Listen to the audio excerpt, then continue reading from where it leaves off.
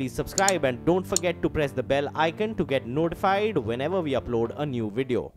Bharatiya Janata party हिंसा करती है। भारतीय जनता पार्टी ने हिंसा कर तृणमूल के 2 लोगों की जान ले ली। बहुत बड़ा इल्जाम आपके सर पर। जवाब दीजिए प्रेम शुक्ला। को कन्विंस करने की कोशिश कर रहा है। देखिए भारतीय अब आप सोमनाथ का जरा शांत हो जाए, सुन ले। देखिए भारतीय जनता पार्टी के लोगों पर हिंसा का निराधार आरोप लगाने वाले, लेकिन भारतीय जनता पार्टी के प्रत्याशी वहां कम से कम खड़े तो होते। भारतीय जनता पार्टी के प्रत्याशियों को नामांकन भरने से रोकना, Bharatiya Janata party, communist party, Congress, जितने भी विपक्ष के प्रत्याशी हैं, सारे प्रत्याशियों के खिलाफ बाहुबल का प्रयोग करके लोकतंत्र में ठोक तंत्र के माध्यम से शोक तंत्र में तब्दील करने का जो आप ये कुकर्म कर रहे हैं, उसका आपको जवाब देना चाहिए। तो आप उसका जवाब देने की बजाय आपकी जो पुलिस है जो वहां पर हाथ बांध कर खड़ी रहती है, जब विपक्ष के लोगों पर हमला होता है, हिंसाचार होता है, अत्याचार होता है, तब आप शांति से बैठते हैं। मुझे लगता है कि स्टूडियो में कम से कम आप हिंसा न फैलाएं। वाचिक हिंसा ठीक नहीं है आपकी। आपने वहां शारीरिक हिंसा तो करी नहीं, कृपा करके वाचिक हिंसा तो न करें। और आप लोकतंत्र की हत्या इस चैनल पर भी न करें। सोमनाथ जी कृपा करके मैं आपसे प्रार्थना कर रहा हूँ कि आपकी ममता दीदी ने लोकतंत्र की हत्या तो कर दी है, कम से कम उसको पोस्टमार्टम करने का अधिकार तो दें। सोमनाथ दा आपका बोल रहे थे, कोई बीच में भिन्न करने का जो अपराध कर रहे हैं वो अत्यंत दुर्भाग्यपूर्ण है। चलो प्रेम शुक्ला 1 मिनट, क्योंकि सोमनाथ जी सिंघा रॉय को इस बात को लेकर बहुत ज्यादा खुशी है कि भारतीय जनता पार्टी को बीते चुनाव में 12-13% वोट मिला है, उसको कितना वोट मिल जाएगा। यही गुरूर है ना तृणमूल कांग्रेस को, इसी बात का गुरूर है ना। पर सुनिए मेरी बात, सुनिए, मेरे साथ 2-3 चेहरे और बैठे हुए हैं डिबेट में। 16-17% वोट है। अरे सुनिए, सोमनाथ सिंघा रॉय, प्रोफेसर दिनेश वार्ष्णेय हैं लेफ्ट की तरफ से, सीपीआई की तरफ से, बोलिए, उनका वोट परसेंटेज ही पूछ लीजिए, उनसे भी बहस कर लीजिए। गारगा में आ रहा हूं आपके पास, प्रमोद कृष्णम जी हैं, ये कांग्रेस की रणनीति आपको बता देंगे वहां क्या रही है। कुल मिलाकर ये तमाम लोग आज क्यों एक साथ ममता के खिलाफ बोल रहे हैं?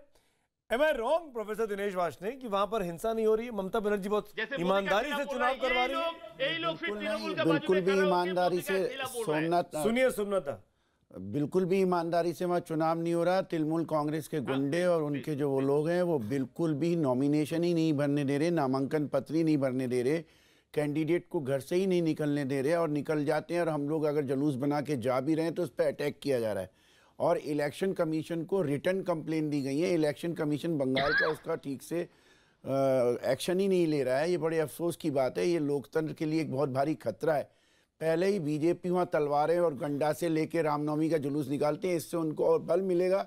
ममता बनर्जी को ये सोचना चाहिए कि वो लोकतंत्र को अगर बंगाल में बचाना है तो वो अपने वामपंथियों को, अपने विरोधियों को बाकायदा वहाँ पे चुनाव का नामांकन भरने दें। हार जीत तो बात का बात है। बिल्कुल, ये क्या आरोप लग रहा है कि लेफ्ट से सीखा है ममता बनर्जी ने। बिल्कुल 2003 के चुनावों में हाईएस्ट परसेंटेज निर्विरोध इलेक्शन का गया है 11%, तब आपकी सरकारें थी, आप वामपंथी सरकारें थी, और तब भी यही होता था। बिल्कुल नहीं, तब भी यही होता था। ममता बनर्जी का कहना है कि हमने तो अपनी पूर्वजों से सीखा हुआ है। नहीं, बिल्कुल नहीं सुमित जी, बिल्कुल गलत बात है।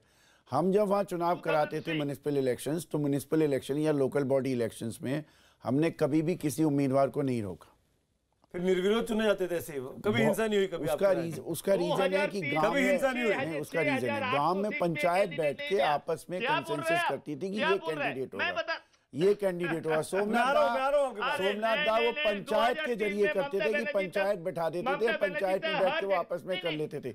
हमारे टाइम में ये गुंडागर्दी नहीं हुई, ये आप करवा रहे हो। ये आप सोमनाथ दा जवाब दीजिए, सोमनाथ दा 20 सेकंड में जवाब दीजिए, बाकी पहले सीपीएम पार्टी ने, आपका पार्टी, मैं आंकड़ों के साथ जवाब बता रहा हूँ, ये सीपीआई पार्टी को सीपीएम वाले ने टिकट नहीं देते थे उस टाइम। मैं बता रहा हूँ, नहीं, टिकट का तो लेफ्ट फ्रंट में डिसीजन जो हो जाता था वो फाइनल था। सोमनाथ आप क्या बात करते हो? वामपंथी पार्टियों का जो अलायंस था उसमें जो टिकट फाइनल हो जाती थी उसको कोई वॉयलेट नहीं करता था, और कभी ऐसा कोई उदाहरण नहीं मिला कि कहीं पे कोई रेबल कैंडिडेट भी उस कैंडिडेट के खिलाफ हो जाए। ये आपकी पार्टी में इनडिसिप्लिन है, ये आपकी पार्टी में इनडिसिप्लिन है, बीजेपी में, कांग्रेस में, वामपंथी पार्टियों में वामपंथी सरकारों के समय भी जमकर राजनीतिक हिंसा होती थी, चुनावी हिंसा होती थी, खूब खूब किस्से हैं, खूब कहानियां, खूब आंकड़े हैं। सुमित जी, एक भी उदाहरण मुझे 2003 के चुनाव में आप जो रेफरेंस दे रहे हो ये दिखा दीजिए कि कैंडिडेट को घर के आगे गिरफ्तार कर लिया, उसकी वाइफ को मार दिया, उसकी बेटी को मार दिया, उसको वहाँ नॉमिनेशन सेंटर। ठीक है, मैं आप ही के सामने जो कंटेम्परेरीज बैठे हैं उनसे पूछ रहा हूँ, ये जवाब देंगे कि क्या होता है लेकिन आज का मुद्दा ममता बनर्जी की सरकार है। आज का मुद्दा ममता बनर्जी की सरकार का निरंकुश